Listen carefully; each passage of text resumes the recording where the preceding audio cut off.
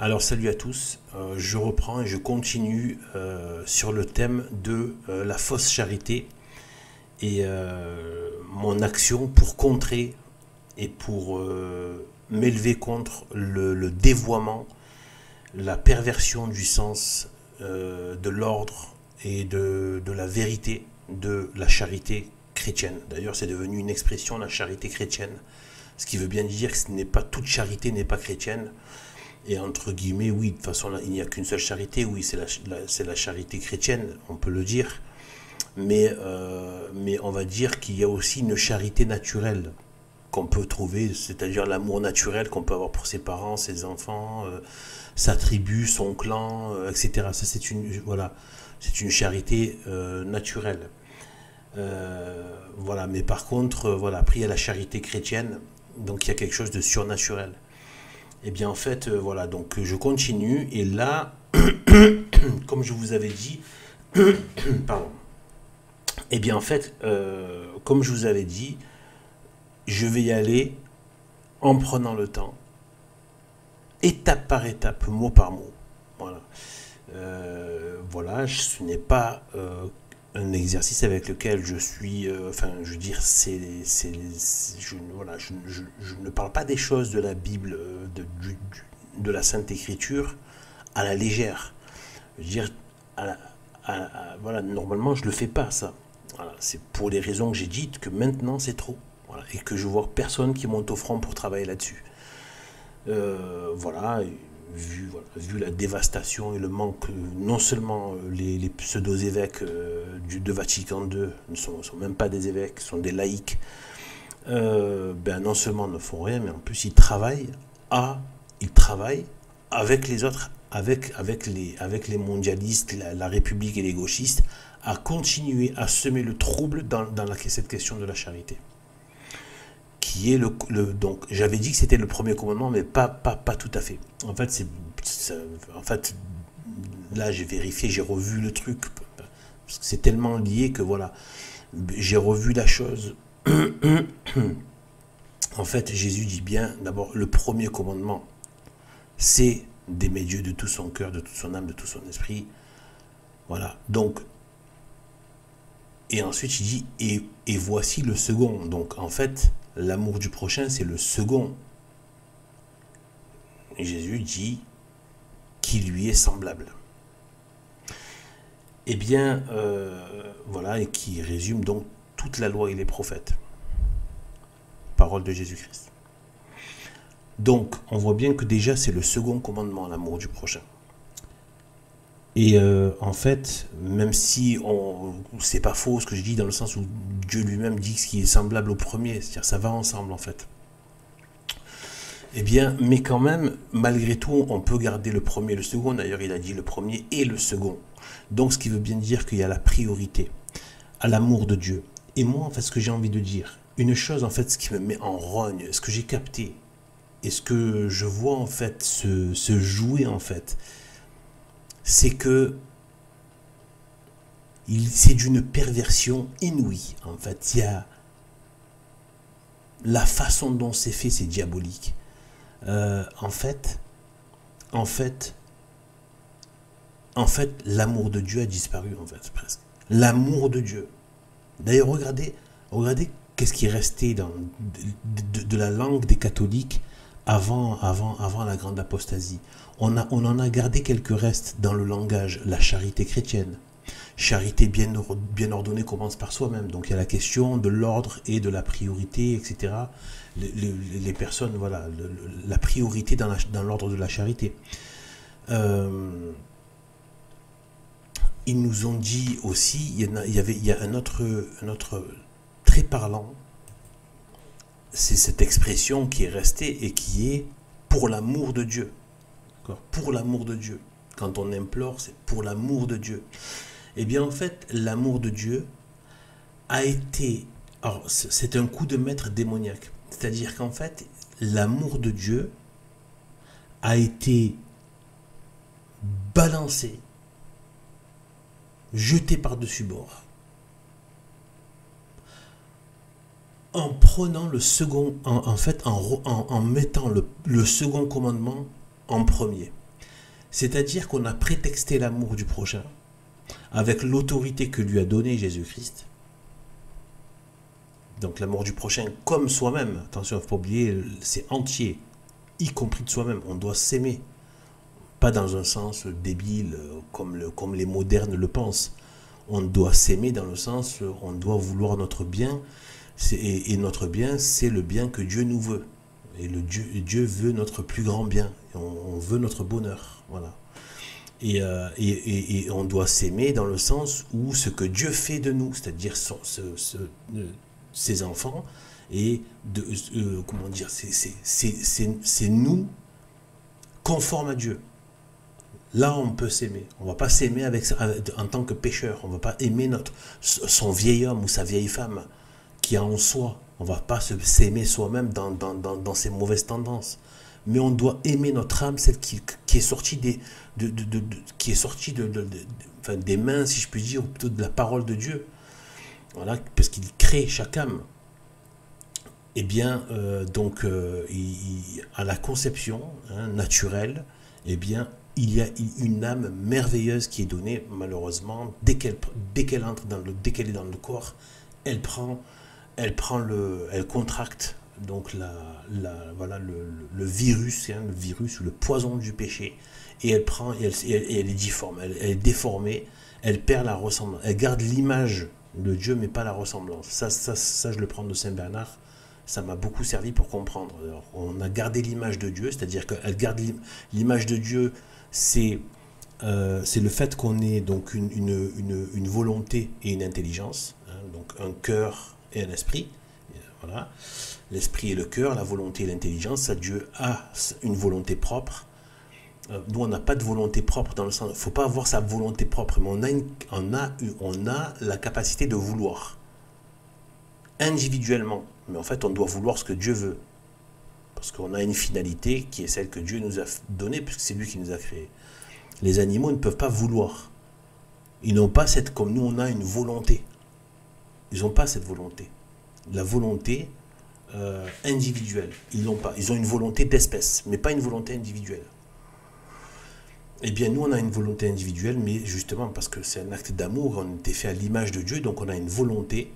Mais cette volonté, elle doit aller à Dieu, comme tout doit aller à Dieu, tout doit retourner à Dieu. Pour son plus grand bien d'ailleurs. Donc en fait, si vous voulez, il y a là. Donc ça c'est donc l'image de Dieu. Donc il y a cette volonté. La volonté, bon, symboliquement, c'est le cœur. C'est vraiment le cœur. Hein. Voilà, situé au niveau du cœur, même au niveau physique, situé au niveau du cœur, la volonté. Et l'esprit, même si ça marche ensemble, évidemment. Et l'esprit, donc voilà, la raison, etc.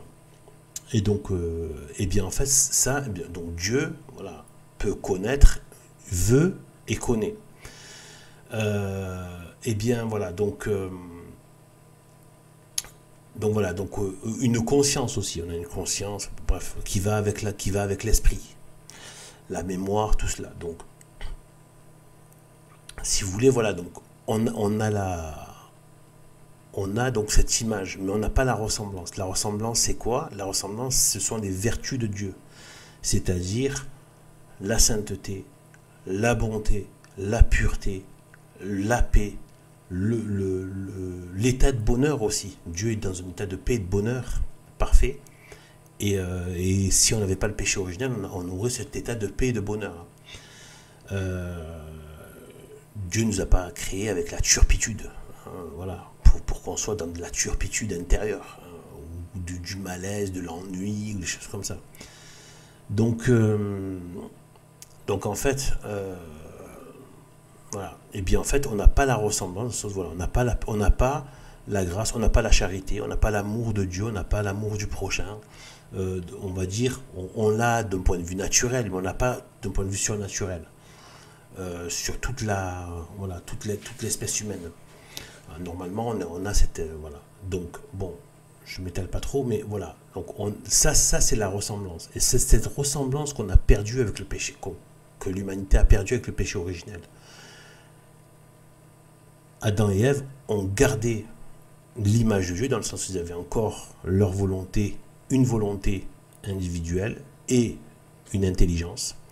Mais ils ont perdu la ressemblance, c'est-à-dire la grâce, l'état de grâce, la grâce et les vertus.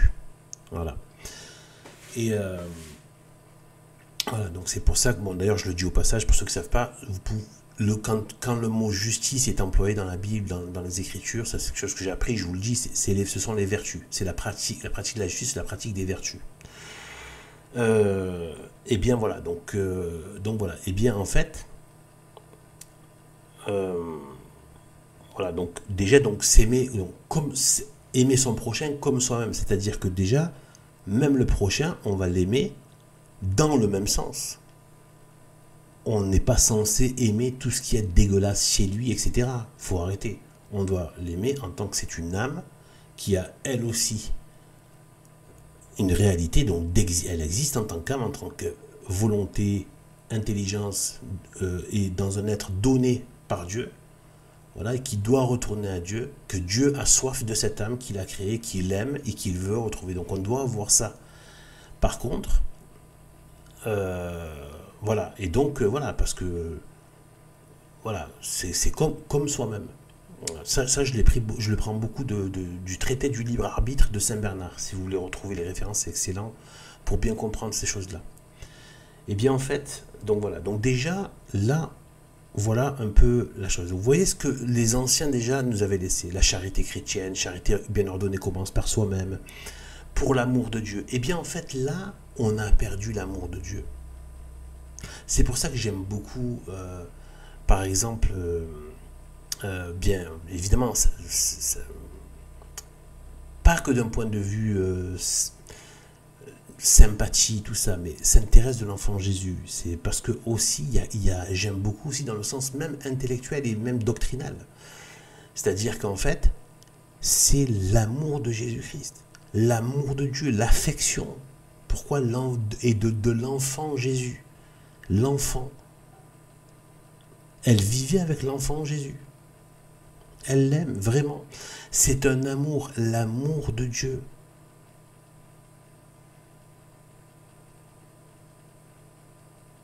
Regardez comme Jésus-Christ a dit à Saint-Pierre, est-ce que tu m'aimes? Il ne lui a pas fait répéter 3 fois. Est-ce que tu aimes ton prochain? Ça ne veut pas dire que... Attention, je ne suis pas en train de dire que... Mais dans le sens, regardez la priorité. La priorité, c'est est-ce que tu aimes Dieu? Le premier commandement, c'est d'aimer Dieu. Et cet amour de Dieu a disparu. Aujourd'hui, et le pire, c'est qu'on a utilisé l'amour du prochain, dévoyé, falsifié, tordu, gauchisé, républicanisé, mondanisé, voilà, et Vatican II, c'est ce qu'a fait Vatican II, c'est-à-dire qu'en fait, c'est la charité selon la franc-maçonnerie. En fait, c'est ça la réalité. C'est ça, c'est une fausse charité. En fait, c'est pour placer l'homme en premier, mais pour évincer Dieu. C'est exactement ce qu'a fait la République. Ils ont mis les droits de l'homme pour évincer les droits de Dieu. Ils ont prétexté la charité pour l'homme pour évincer Dieu. Et c'est exactement cet esprit républicain gauchiste. C'est le Vatican II, c'est la République gauchiste, version institution, dans l'institution catholique. Voilà. C'est le gauchisme républicain dans l'institution catholique. C'est ça Vatican II.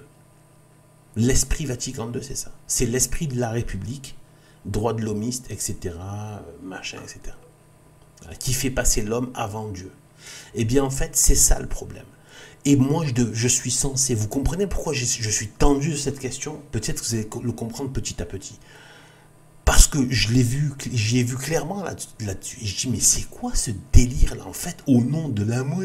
En plus, tu sens que c'est faux et hypocrite. Arrêtez-vous... Je suis sûr, les 3/4 qui écrivent ça dans les commentaires, vous croyez quoi? Qu'après avoir écrit son commentaire, il va se mettre dans une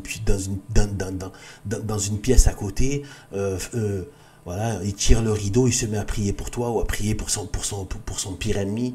Il fait son petit commentaire sur la charité et il retourne sur son Twitter et il a déjà oublié ce qu'il a raconté il y a 5 minutes, quoi. C'est ça la réalité. C'est un gros ramassis d'hypocrisie, de faux semblants, de parades, etc. Tout ça, moi, j'y crois. C'est du toc, c'est du faux. Eh bien, en fait, hors de question. Hors de question. Donc, du coup, c'est très difficile, parce que c'est justement, c'est diabolique, parce que tu te dis, si tu remets en question la question, tu vois, on t'empêche, c'est-à-dire on te tient de tous les côtés. Voilà, par tous les bouts, on te tient. Si tu te mets à remettre en question la charité vers le prochain, on te dit, ah, mais tu t'opposes à la volonté de Dieu. Vous voyez? En fait, et moi je leur dis, il est où l'amour de Dieu? Regardez comme c'est absent du discours de la contre-église Vatican II, du faux catholicisme Vatican II. L'amour de Dieu, aimer Dieu au sens catholique du terme, au sens aussi de sacrifice. C'est-à-dire vraiment en sacrifice, vraiment on fait passer Dieu avant nous-mêmes, etc., avant l'homme. Donc avant nous-mêmes, donc avant l'homme. Et oui. Mais Dieu nous le rend bien de nous effacer pour lui. Il nous le rend bien. Il nous le rend, mais je le dis comme ça, au hasard, comme ça, un peu pour façon de parler, au quintuple. Vous voyez ce que je veux dire? C'est un bon père. Quand il voit que ses enfants s'oublient pour lui, il les aime, il veut lui-même s'oublier, il s'oublie lui-même pour nous. Je veux dire, c'est l'amour. Et donc, en fait, l'amour de Dieu disparaît au profit d'une espèce de pseudo-charité gauchiste, comment dire, quasiment le côté, il y a presque un effet de foule, un effet de masse. J'aime pas, je pite pas dans le truc. Il y a un côté à la fois grégaire. Tu as presque l'impression c'est l'amour entre supporters du PSG, de l'OM ou de l'OM, quoi. Voilà, d'un coup ils se sentent d'un coup, mais en fait c'est voilà quoi. Sortis des affaires du stade, bon ben ils se regardent avec des voilà en chien de faïence quoi, voilà. Donc voilà. Donc en fait, si vous voulez, ça c'est ce qui me travaille derrière. Si vous voulez, et ça je vais y revenir, hein. Ça va être rébarbatif, mais je vais y revenir. Parce que c'est l'amour de Dieu. L'âme catholique, l'esprit catholique, c'est l'amour de Dieu. C'est l'amour de Jésus-Christ. Et ceux qui veulent approfondir leur religion, c'est l'amour de Jésus-Christ à la croix. Et de rentrer profondément dans le mystère de la passion, de la semaine, de toute la semaine de la passion. Et même de quelque part de toutes les difficultés qu'il a pu rencontrer dans sa vie incarnée. Notamment au début. Bébé. Pour ça, il faut écouter les pères de l'Église, des pères apostoliques, des grands saints qui en ont parlé, puis voilà. Et bien en fait, si vous voulez, voilà. Donc là, voilà. Et après vous allez me dire, et tout ça, je vais le répéter, mais c'est pas grave, il va falloir le répéter. C'est pas assez d'une vidéo. Il faut le redire ce que je suis en train de dire là. Et vous allez me dire qu'il me faut m'appuyer sur une autorité pour dire ce que je suis en train de dire là. En fait, en vérité, il n'y a pas vraiment besoin, parce que ça tombe sous le sens. Je suis sûr que tous ceux qui ont un minimum de cervelle, qui ne sont pas complètement ravagés par le discours du système, je sais quand même qu'il y en a quand même quelques-uns qui peuvent écouter ici, là, c'est que qui sont comme ça, eh bien, ça tombe sous le sens. J'ai même pas besoin de tant développer que ça. Là, en vérité, j'ai pas tant besoin de développer. C'est qu'en fait, l'amour de Dieu a disparu. Et coup du démon, avec donc Vatican II, la République, hein, tout ça c'est le démon, et les hommes qui ont adhéré au démon, eh bien, coup de maître démoniaque, au nom du deuxième commandement, virer le premier commandement, dépouiller l'amour de Dieu dans le cœur des hommes, en prétextant d'être là pour le prochain. Cette espèce de pseudo-charité communiste, frère la truelle, maçonnique, droit de l'homiste, etc., qui a été fait pour évincer uniquement ce qui n'a jamais, exactement comme pour le péché originel, Satan, qui a prétexté le bonheur humain, qu'ils seront comme des dieux, etc., etc., et en fait, c'était pour leur malheur et c'était pour évincer Dieu de leur vie. Et bien, c'est exactement ça qui se passe avec ce détournement du premier et du second commandement. De cette inversion. En fait, si je ne veux pas le prononcer parce que c'est trop horrible, c'est diabolique. Je ne veux pas le prononcer. Mais en vérité, ils ont fait passer. En fait, maintenant, il faudrait, pour comprendre la réalité dans laquelle on est là, je veux pas, faut pas trop le regarder, mais il faut le voir un petit peu juste pour en prendre connaissance. C'est le premier commandement, mais tout inversé. Vous inversez tous les termes. Ben en fait, c'est ça. C'est l'homme en premier et Dieu, etc. Dieu comme soi-même, etc. Je vous assure que c'est ça. Reprenez-le, vous allez voir. Je ne veux pas le prononcer, là je viens de dire juste la fin, ça me dégoûte. J'ai pas envie de prononcer ça, c'est diabolique, c'est satanique. Mais c'est ce qui est à l'œuvre.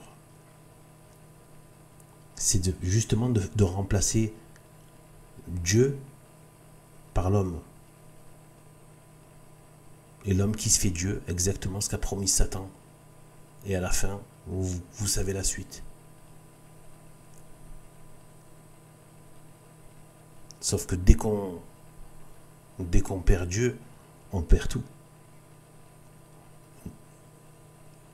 Il n'y a rien par derrière. Et le pire, c'est que voilà, on perd donc l'héritage. On n'est plus enfant de Dieu. Et du coup, on devient quoi? On est le néant. Et on se retrouve avec ce démon qui nous a dit d'abandonner Dieu. Et qui, lui, n'attendait que ça pour nous tourmenter. Vous comprenez? Et donc, aujourd'hui, voilà, donc même Satan a prétendu, entre guillemets, le bien de son prochain humain. Il a prétendu son bien, que ses yeux s'ouvriront, qu'ils seront comme des dieux, etc., etc. Ils connaîtront le bien et le mal, etc. Donc, vous voyez que tout ce qui brille n'est pas de l'or, et les vessis ne sont pas des lanternes. Et donc, en fait, aujourd'hui, voilà, on en est là aujourd'hui. Il y a quelque chose de très sale, de très malsain, qui travaille en puissance. Et le pire, c'est que ça prend la force et l'autorité du premier commandement et du second pour le retourner contre Dieu, pour dépouiller les cœurs de l'amour de Dieu. Et ça, je vous invite vraiment à vous plonger dans les paroles de Sainte Thérèse de l'Enfant Jésus. Je pense pas pour rien que ce soit qu'elle a été la dernière plus grande sainte des temps modernes. C'est pas pour rien. C'est pour nous, ça. C'est pour nous. C'est pour nous. C'est ça qui était important. C'est celle de l'amour miséricordieux, l'amour de Jésus-Christ. L'amour de Jésus-Christ, avec de l'affection. Oui, même si vous ne l'avez pas, ça peut venir. Je vous ai déjà dit tout ça. Il faut vous rapprocher de Sainte Marie. Tous ceux qui n'ont pas Sainte Marie n'ont pas Jésus-Christ. C'est pas vrai.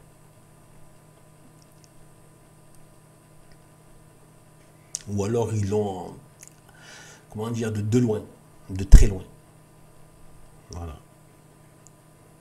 Tous ceux qui ont eu, d'ailleurs Sainte Thérèse de l'Enfant Jésus, une grande dévotion à Sainte Marie, eh bien en fait, voilà. Donc là, voilà. Voilà ce que je voulais dire. Et donc, ah oui, par rapport à l'autorité que je veux appeler ici, eh bien, c'est tout simplement saint Thomas d'Aquin. Je vous invite à aller voir cela dans sa somme théologique, juste la partie où il parle de la charité, l'amour du prochain, etc. C'est de là que je vais aussi, entre autres, exprimer certains points qui font autorité. Et en fait, saint Thomas d'Aquin, c'est quand même le docteur angélique, le docteur de l'Église par excellence. Qui a dit que, en vérité, c'était déjà contenu dans la loi ancienne, l'amour du prochain, comme soi-même. Puisqu'on voit que il y a toutes les explications. On voit déjà que dans les 10 commandements, donc ça commence par l'amour de Dieu, faire la première place à Dieu, etc., etc., ne faire passer, c'est le plus, voilà, le premier. Et ensuite, dans les autres commandements, je crois qu'il y en a quelques-uns qui concernent que Dieu, par rapport aussi à la question de l'idolâtrie, tout ça et tout. Mais donc, ce qui concerne que Dieu, il y en a qui concernent que Dieu, par exemple le dimanche, jour du Seigneur, enfin le sabbat plutôt, du jour du Seigneur, etc. Et en fait, et ensuite, il y a déjà l'amour du prochain qui consistait déjà à ne pas lui vouloir du mal, ne pas lui faire du mal. Vous voyez, c'était déjà là dans les 10 commandements. Ne pas mentir, ne pas voler, ne pas tuer, ne pas prendre la femme du voisin, etc. Ne pas convoiter la femme du voisin, etc. Donc tout ça, c'était déjà là en fait. Et saint Thomas d'Aquin dit qu'en fait, là, il fallait juste, en fait, par rapport au fait qu'il est venu parachever justement la loi, la perfectionner, dans le sens de l'amour, il l'a précisé. Mais il dit en fait, il l'a précisé parce que comme Dieu ne parle pas qu'à des gens qui sont des grands saints, c'est en général, et d'ailleurs ça a marché, tout le monde a compris, a capté ça, eh bien, du christianisme. Eh bien en fait, ce qui est important de savoir par rapport donc, à cette... Quand Jésus-Christ, donc c'est saint Thomas d'Aquin qui dit, donc quand Jésus-Christ apporte cette précision, qui était déjà contenue, on vient de le voir, dans les autres commandements, des 10 commandements, vis-à-vis du prochain. Il n'y avait pas que les affaires de Dieu, il y avait aussi le rapport au prochain, qui était déjà là. Donc en fait, voilà. Mais il a bien précisé, bien formulé. D'ailleurs, cette phrase est restée, elle restera, elle ne passera jamais, c'est la parole de Dieu. Eh bien, pour le rendre très clair et incontournable. Voilà. Pour le dire de manière... voilà. Eh bien, sachant qu'après, voilà, il parle même de l'amour des ennemis, etc. Et là aussi, il faut savoir bien le comprendre. Eh bien, on a quoi? On a... eh bien, on a donc cette... donc, en fait, saint Thomas d'Aquin dit, pour le dire simplement, que, en fait, aimer son prochain, c'est une conséquence de l'amour de Dieu. Quand tu commences à aimer, si tu aimes vraiment Dieu, tu aimes ton prochain, comme toi-même. Donc, en fait, en vérité, il n'y a quasiment pas besoin de le dire, en fait, en vérité. Quand tu aimes Dieu, tu aimes ce que Dieu aime. Dieu aime les âmes qu'il a créées. Tu vas aimer les âmes qu'il a créées. Tu vas vouloir le bien autour de toi et le bien de ton prochain. En fait, c'est une précision pour le rendre clair, pour l'enfoncer un peu dans la tête de tout le monde, et que c'est extrêmement important pour Dieu. C'est pour ça qu'il est venu s'incarner sur terre, pour tous les hommes, etc. Donc, il y a cet aspect-là. Mais c'était déjà contenu, et ça va directement avec l'amour de Dieu. C'est déjà dans l'amour de Dieu.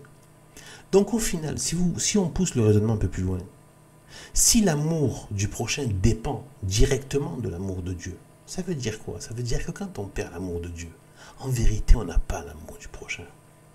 C'est parce que vous n'avez pas l'amour surnaturel, vous n'avez pas l'amour de Dieu. Votre amour de Dieu n'est pas assez fort pour aimer votre prochain. Vous comprenez? On peut commencer à toucher un peu du doigt les choses délicates et fortes, qui explique bien les choses. Donc en fait, vous voyez le toc de cette pseudo-charité, etc. Et comment elle est utilisée pour tout mettre en branle et tout dévaster. Donc, que ce soit du coup l'amour de Dieu et l'amour du prochain, du coup. Eh oui. Puisque c'est lié et puisque de l'un dépend l'autre.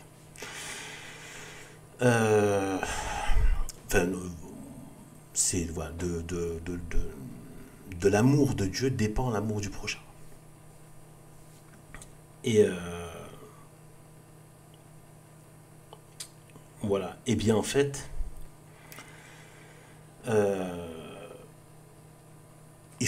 vais y revenir sur cela. J'étairai encore sur ce point-là. C'est très important. Comme il est bon et comme il est doux et comme il est suave, pour parler comme certains saints, d'aimer Dieu. C'est un bonheur, hein. C'est pas ouais, il faut aimer. Non, non, c'est un bonheur que d'aimer Dieu. Et donc en fait, voilà. Donc en fait là, voilà. Donc là, je vais vous dire donc par rapport à ce premier mot, Je vous avais dit, donc le premier mot, c'est père. Donc, je vous avais dit que je vais prendre mot par mot cette phrase de Jésus-Christ à la croix. Parce que c'est souvent cette phrase qui est utilisée pour dire, regardez, pour même pas le prochain. C'est une sorte de l'adoration de l'ennemi, l'adoration du méchant. L'adoration, c'est pas l'amour de l'ennemi au sens véritablement catholique, mais on y reviendra plus tard, je donnerai les références, etc., pour que vous alliez voir ce que c'est réellement, ce qu'est l'enseignement par rapport à ça. C'est pas le truc débile d'aller faire des bisous et d'aller lécher entre les orteils de celui qui a égorgé votre fille, d'accord? Non, c'est pas ça, l'amour du prochain. Bande de crétins, c'est quoi cette tordure-là? C'est quoi cette crasse maudite qu'on veut nous faire avaler? Ce n'est pas ça. D'accord?